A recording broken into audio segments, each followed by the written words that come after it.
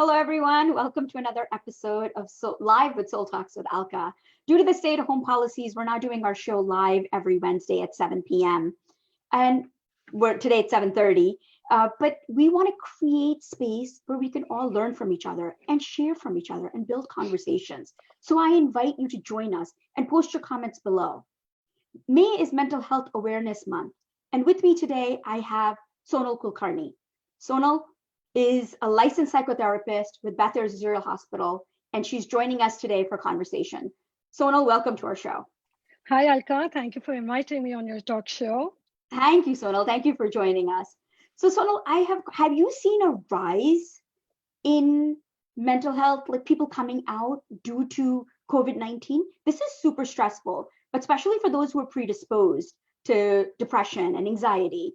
How have you seen a rise in the admissions in the hospital? Absolutely. There has been a rise. People are reaching out as they have been feeling increasingly overwhelmed. Lives have gotten to some extent unmanageable because there's this loss of control. Yes. This pandemic has really terrorized all of us globally, Yes. and we all are in this together. So we are trying to navigate ourselves, to find that new normal. Right? Because our normal has been kind of affected and, has made so many changes in our lives. People are also experiencing stress related to financial losses. There's a huge grief component that people are experiencing related to the loss of their loved ones. So even as I speak related to mental health, I just want to also identify that healthcare workers, all of us, mental health workers, healthcare workers, each and every one of us, we are all trying to navigate to find out better ways of managing what we are seeing with this pandemic and trying to do the best we can. It's all new to us as well. Yeah, it's all uncharted waters, right? Nobody's absolutely been through this before. Yeah, absolutely. Nobody has been through this to this extent. Yes. So we are seeing a lot of acute stress disorders. We are seeing a lot of anxiety, depression, alcoholism has been on the rise. There has been an increase in domestic violence as a result of what the pandemic has, enforced upon people, which is the social distancing. So there are a lot of variables that are contributing today for people to reach out. But people are reaching out. I must admit that people are reaching out.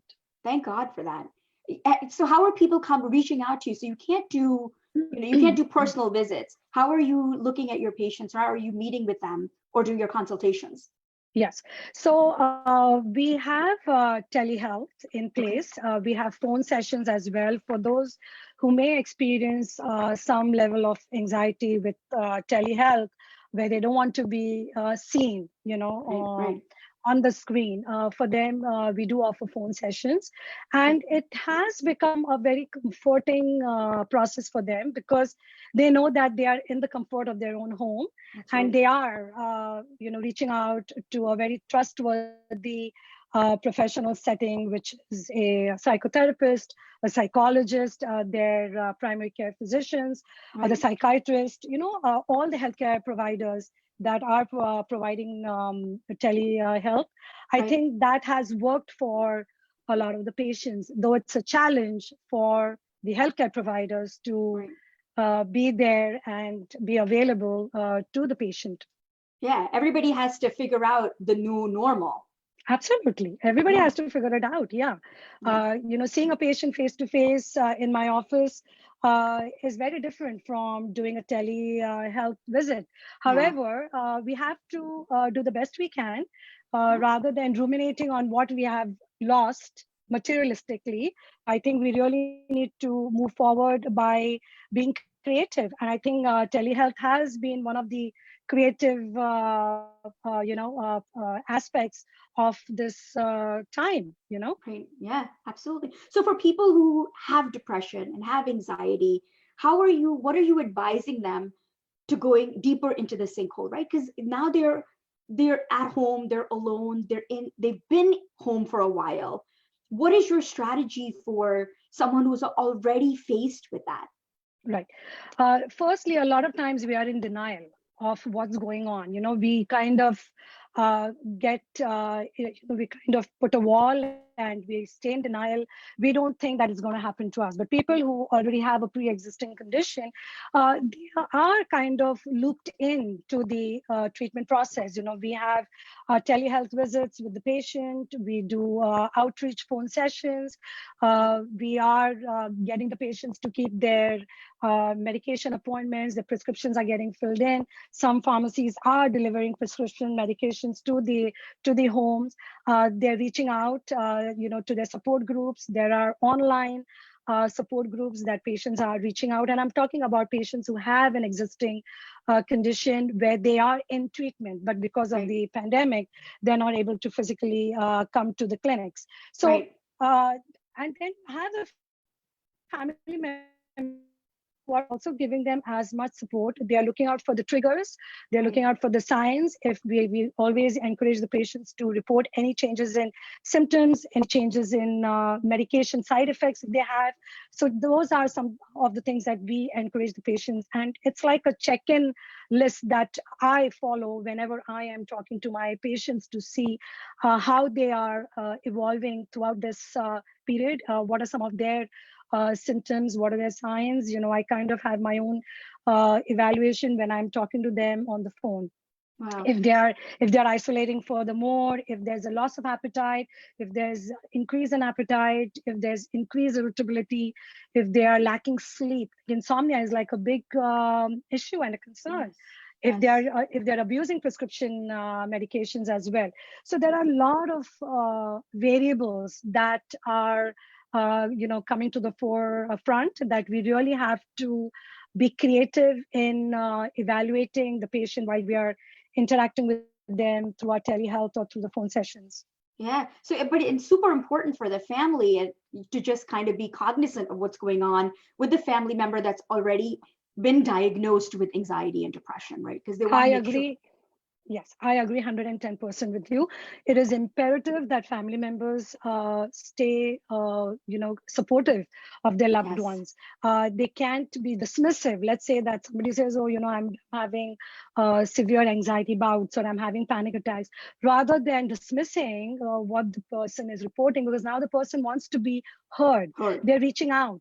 So when they're reaching out, don't be dismissive. Don't try to dissuade them from reporting their symptoms. In fact, reach out to their healthcare professionals that are treating them. Reach out to the support groups. There are, again, 1-800 numbers, helpline numbers that are available. There are tons and tons of resources available in our communities all across the US. Right. So if somebody needs those resources, where do they generally go for them? Well, you can either Google. That's the the internet is at your easy access. You can even reach out to your insurance companies to find out who is within the network. You can even call the community mental health centers in your communities. You have community mental health centers. You can inquire through the Division of Mental Health and Addiction Services for the state of New Jersey. And every state has their own addiction and mental health services. You can reach out to NAMI, which is the National Alliance of Mental Illness. It's a national alliance, so they are very, very proactive. You can always reach out to them, and you can always go to their website and get additional information. And you can always, right after the show, if you need any further information, you can message me, and I can be more than happy to share more information about these resources. Thank you. We appreciate that. And I also want to highlight the suicide prevention hotline, because suicide has been on the rise. I don't want to forget about the suicide intervention as well. That has been on the high rise. So Sharmila just joined us, and she's saying, what would you suggest as steps to be taken in a situation where a colleague is fine coming into work prior and then starts coming in but feeling very anxious once they start coming in? What are some tips that you can suggest that we can help calm that person down? I'm assuming as the transition is happening. Okay. So again, it depends upon what the stresses are. When you really want to allow the colleague to kind of calm down initially. So, maybe just give them a glass of water, just kind of be there. They may want to talk about what's going on with them. They may not want to talk about it because they're a colleague of yours. They may not feel comfortable enough to come and share their Yes. personal issues with Yes. you. So you can just ask them, what can I do for you? What Yeah. can I help you with? Is there anything I can do for you? Maybe give them a cup of tea, maybe a glass of water, and just to be present and Yeah. just be there. That is support. A lot of people want to be intrusive. People don't like to be intruded into their personal space. So you want to give them that space and yet be there with a very calm and supportive tone of voice without being judgmental, without being way too intrusive, and just allow the person to get through their emotions, which they will, and just be there for them, and then maybe the person might feel the need to open up. But I wouldn't push the issue too hard to try to really try hard to navigate. Yeah. Just make sure that the person, maybe you have the person's number, make sure that they reach home safely, check in with them, just basic courtesy calls that you can make at Yes. your own discretion. Yeah. Baby steps Baby to enter steps. into that Yeah. zone. Yeah. Yeah. Because the minute you intrude someone's spatial boundary, the Yeah. person might back off. Right. And we don't want that to happen. We want people to feel comfortable to reach out, and they have Yeah. to reach out at their own pace. That's right. You had mentioned about addiction. So now there are some people who obviously have addictions, but because alcohol is an essential, is an essential business, a lot of people have turned to the bottle to cope with COVID, right? So where is Absolutely. that boundary of, has that become too Mhm. much? And what should the family watch out for when they think that this is becoming too much? Some of it is See, social, some of it is not social. yes, yeah. So we have to really, let me just elaborate a little bit on this issue. When we talk about alcoholism, everybody is not an alcoholic. Right, That's of number one. course. Yes. So there's recreational drinking, which is also identified as social drinking. There's alcohol abuse, and then there's alcohol dependency. So again, if the family is seeing certain red flags where they're seeing out of the ordinary behavior of the person, where they're drinking more than the normal Mhm. alcohol consumption, that's a red flag. That could be related to stress, that could be related to the need to consume more to feel the effects. But if it happens consistently on an ongoing basis, where it is affecting the person's ability to function and their judgment is getting to be impaired, then the family really needs to interject or intervene and kind of bring it to the person's attention that, what, I am seeing that your drinking has escalated. Is there anything I can help you with? Now, again, the person who is going to be drinking is going to be saying, oh, you're out of your Yeah. mind. I'm not drinking, or I'm not doing a lot more than what I usually do. But there could be subtle changes in the person. The person could be isolating, it could be withdrawn. The person could be hiding and drinking also in their own home because they don't want the family members to know. Right. So they could be diluting, some of their alcohol with other, like prescription pills. So there's a lot of, variations that can go on. So again, people sometimes do find their comfort in the homes now that the bars are closed. There's no more social gatherings on the outside. So Yeah. people are trying to uh, stay indoors and probably use alcohol as a stress buster or even alcohol for recreational use. But Yeah. again, know your triggers, what triggers you, and basically say no. It's okay to say no. Try to have non-alcoholic beverages in the household, where even if you have the urge to drink something, you can at least go for a non-alcoholic beverage before you hit the bar. Right. Because there's subtle lines, right, that we all have to watch where it a little becomes too much. Or because Yeah. these are very crazy times where there's a lot of stressors that are Yeah. also triggers. Yeah, if you're drinking on a daily basis where your functioning level has been affected and you're not able to do your daily routine, daily activities, Yes. are being affected, then it's time to take a look as to what is happening. Yeah. Sometimes social drinking, and again, because alcohol is easily available, it's socially acceptable. Yes. People are very quick to dismiss what they see. Yeah. I didn't know, that's fine. He just had a little more than his usual, but he'll be fine. But again, when do you really stop? So When do we again, stop?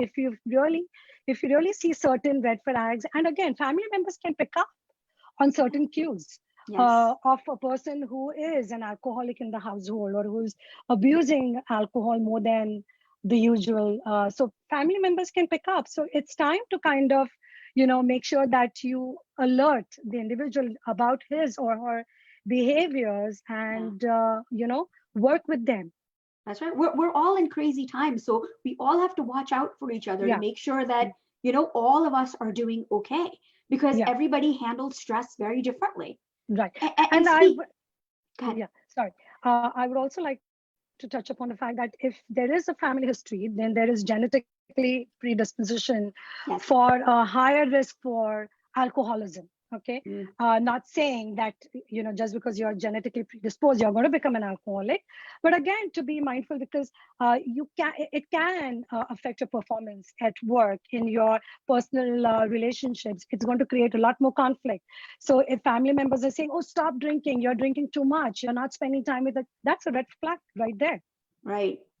Yeah. So you have to listen to your family members, but the family members Yes. have to pay attention. So both of those things go hand in hand. Yes. Yeah. It's Right? a very collective, treatment process, Yes. definitely. Yeah.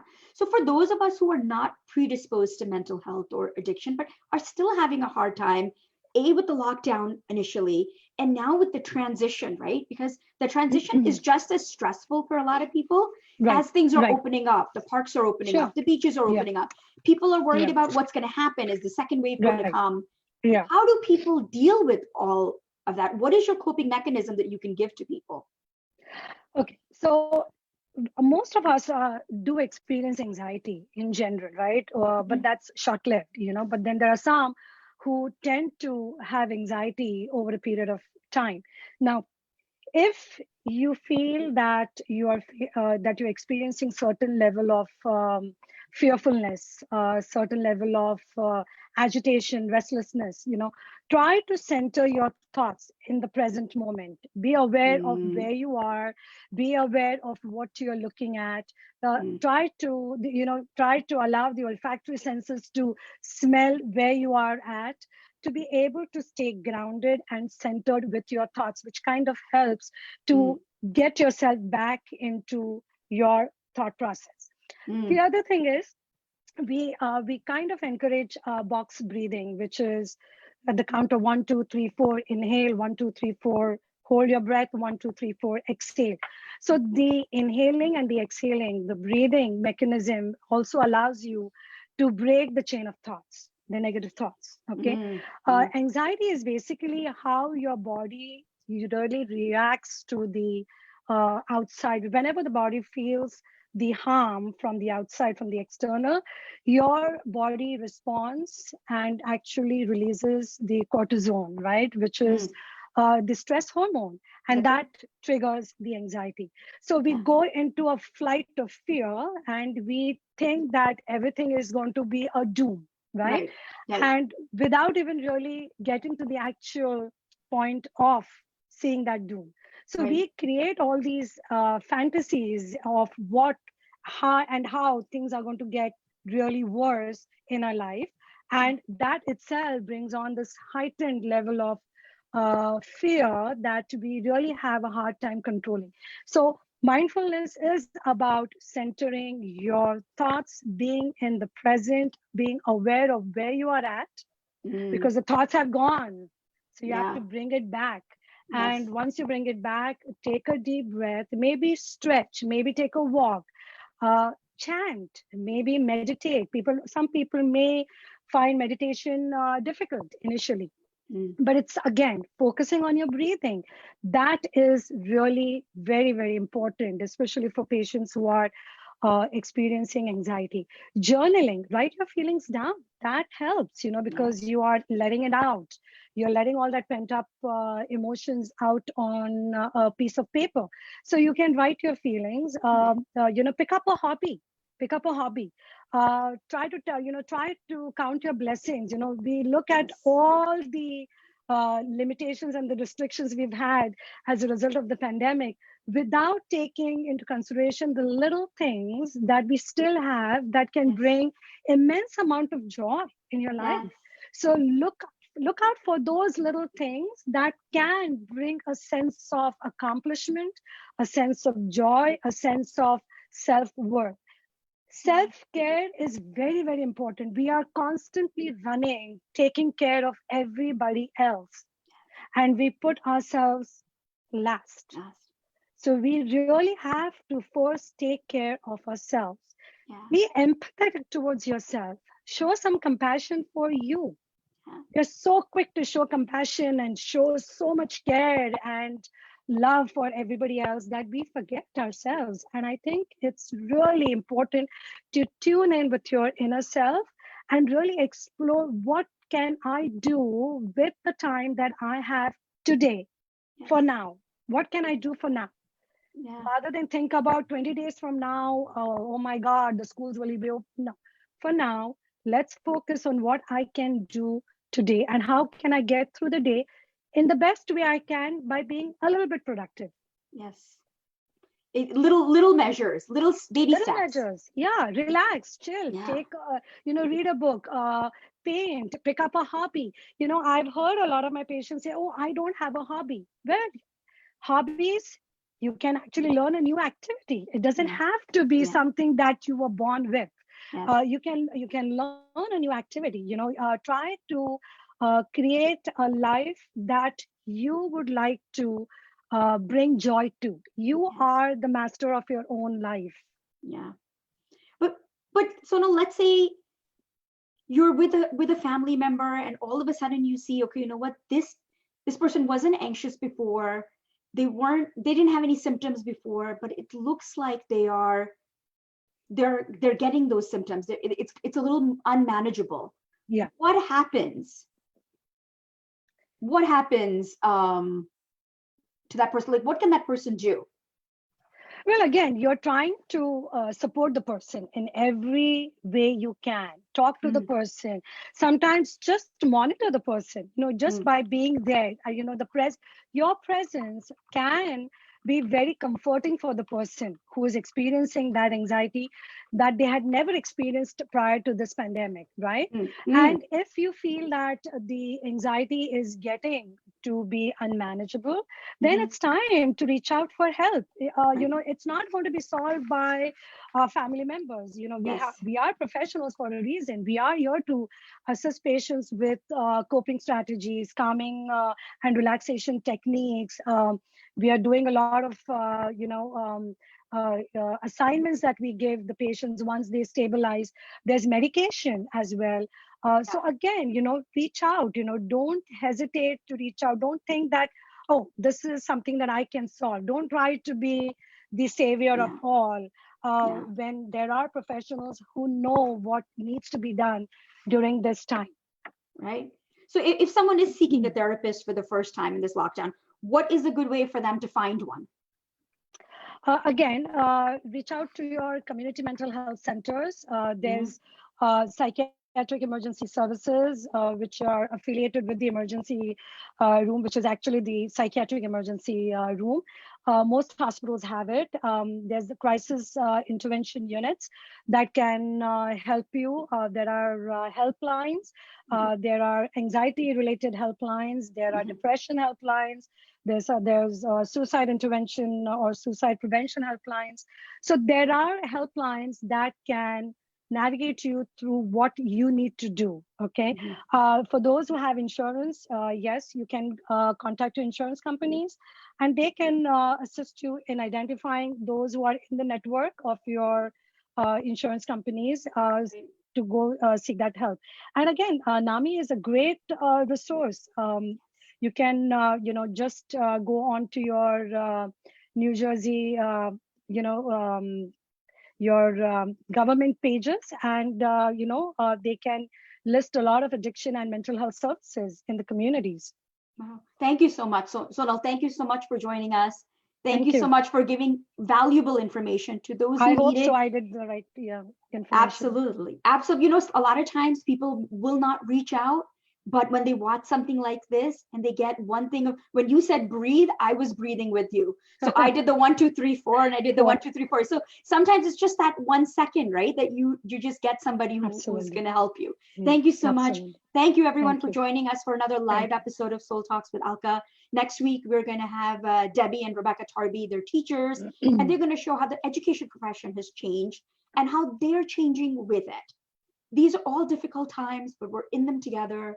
Stay strong, stay safe. We'll see everybody again next Wednesday at 7 p.m. for another live episode of Soul Talks with Alka. Thank you, everyone. Thank you. Thank you, Alka. Thank you.